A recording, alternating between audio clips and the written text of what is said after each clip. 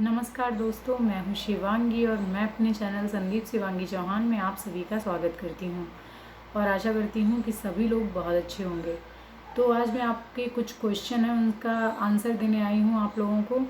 तो कई लोगों ने मुझसे पूछा हुआ है कि दीदी अध्यक्ष, सचिव, कोषाध्यक्ष अगर सदस्यों के साथ नाइंसाफ़ी कर रहे हैं तो इसके लिए क्या करें, और भी कई सारे क्वेश्चन हैं। तो आज मैं उन सभी का आप लोगों को आंसर दूंगी।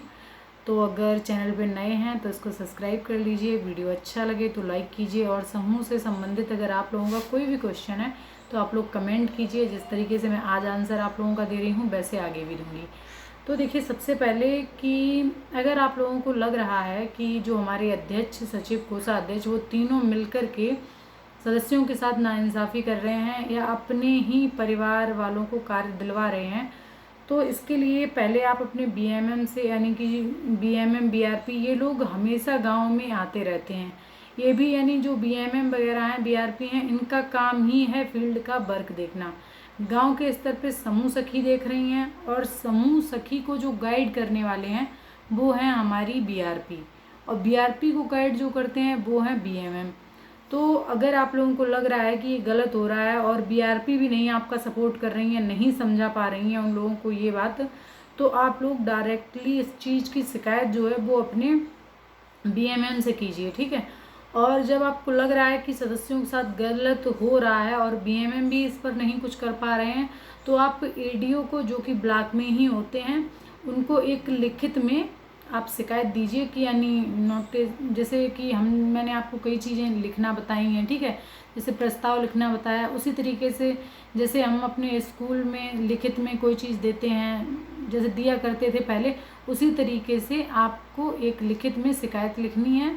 और वो आपको यानी सभी लोगों के लिखने के बाद में सभी अपने जितने भी लोगों के साथ गलत हो रहा है या जितने लोग आपके सपोर्टर हैं उनके हिसाब से आप उसमें सिग्नेचर करवा लीजिए, ठीक है। और वो आप एक बार बीएमएम को बता करके, जब आप बीएमएम से बात कर लेंगे यानी आपसे नहीं हो रहा है, सदस्यों के साथ गलत हो रहा है, पैसा बराबर नहीं बांटा जा रहा है या किसी भी तरीके की कोई दिक्कत हो रही है, तो आप वो लिखित में शिकायत अपने अधिकारी को दे दीजिए, फिर उस पर कार्रवाई होगी। अगर कार्रवाई नहीं हो रही है तो फिर आप आगे मुझे कमेंट करना, फिर उसके हिसाब से मैं आपको बता दूंगी। वैसे आपका काम ये बीएमएम यहीं पर निपटा देंगे, ठीक है। और एक लोग जो हैं वो उन्होंने क्वेश्चन किया था कि जैसे कि यानी जो हमारा शौचालय में पैसा आ रहा है लेकिन जो वहाँ पे केयर टेकर हैं उनको वो पैसा नहीं दिया जा रहा है, ठीक है। तो सबसे पहले मैं आपको एक चीज़ बता देती हूँ कि ऐसा तो कभी होगा ही नहीं, ठीक है। कि या तो आप लोग नहीं समझ पा रहे हैं, मान लीजिए केयर टेकर आपको नहीं बता रहा है कि यानी उसको पैसा मिल रहा है, समूह उसको पैसा दे रहा है, तो मैं सिर्फ इसमें इतना कहना चाहूँगी, पहले तो आप लोग क्लियर कीजिए। अगर वो सफाई कर रहे हैं वहाँ पर और यानी प्रतिदिन वहाँ पे जाते हैं, तो उनका एक फ़ोटोग्राफ भी आपका जो ग्रुप वगैरह होगा उसमें पड़ता होगा, फ़ोटो खींच करके उनका कहीं ना कहीं जाता ज़रूर होगा। जिस तरीके से, मान लीजिए एक एग्जांपल के लिए बता रही हूँ आपको कि आंगनवाड़ी हैं, वो राशन बांटती हैं, तो वहाँ पे वो एक फ़ोटो खींचती हैं तो वो अपने एक ग्रुप में डालती हैं जिसमें उनके अन्य बड़े अधिकारी जुड़े होते हैं। इसी तरीके से जहाँ पर भी ये सामुदायिक शौचालय का कार्य जो है वो समूह को मिला हुआ है, तो वहाँ पर भी एक यानी समूह का ही कार्य है कि उनको जो एक फ़ोटो लेकर के उस ग्रुप में डालना है, ठीक है। और जब वो ऐसा कर रही हैं और अगर केयर टेकर को पैसा नहीं मिल रहा है तो केयर टेकर ये बात अपने ग्राम प्रधान से कहे जा करके, और ग्राम प्रधान इसका पूरा जो है वो निवारण कर देंगे उनकी इस समस्या का, ठीक है। और अगर वो नहीं कर रहे हैं तो फिर आप अपने ज़िले पे इस चीज़ के बारे में बताइए। और हाँ, ये मैंने आप लोगों को पहले भी एक चीज़ क्लियर कर दी थी कि जिनका पैसा आ चुका है वो लोग तो अपना पैसा वितरित कर दें, शौचालय वाला, और जिनका पैसा नहीं आया है तो वो लोग एक काम करें कि यानी जो उन्होंने सामान वगैरह लिया था या यानी वो कार्यवाही लिख रहे थे, वही कार्यवाही दोबारा से ले जा करके वो अपने ब्लॉक में जमा करें, तो उन लोगों का भी पैसा आ जाएगा, जैसे कि जिस दिन उनको जोड़ा गया था वो वाली कार्यवाही, ठीक है। तो कई लोग मुझसे ये कहते हैं कि दीदी आप अपना व्हाट्सएप नंबर दे दीजिए और सीआईएफ का पैसा कैसे निकाला जाएगा इसके बारे में बताइए। तो मैं आप लोगों को बताऊं कि जिस तरीके से मैंने आरएफ का पैसा निकालने के लिए आपको प्रस्ताव लिखना बताया है, उसी तरीके से आरएफ हटा करके आप वहाँ पर सीआईएफ लिख दें। आरएफ का पैसा आता है 15,000 रुपये और सीआईएफ का आता है 1,20,000 रुपये, ठीक है। नहीं, 1,10,000 रुपये और ये 15,000 रुपये, यानी पूरा जो पैसा आता है वो होता है 1,25,000 रुपये, ठीक है।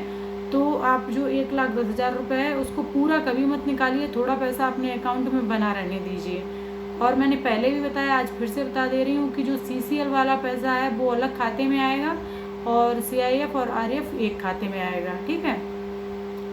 तो अभी तो मुझे आपके इतने ही क्वेश्चन पता थे जिनका मैंने सोचा था कि मैं आप लोगों को आंसर दूंगी, तो आज मैंने आप लोगों को उनका आंसर दे दिया है। तो आज तो सिर्फ इतना ही।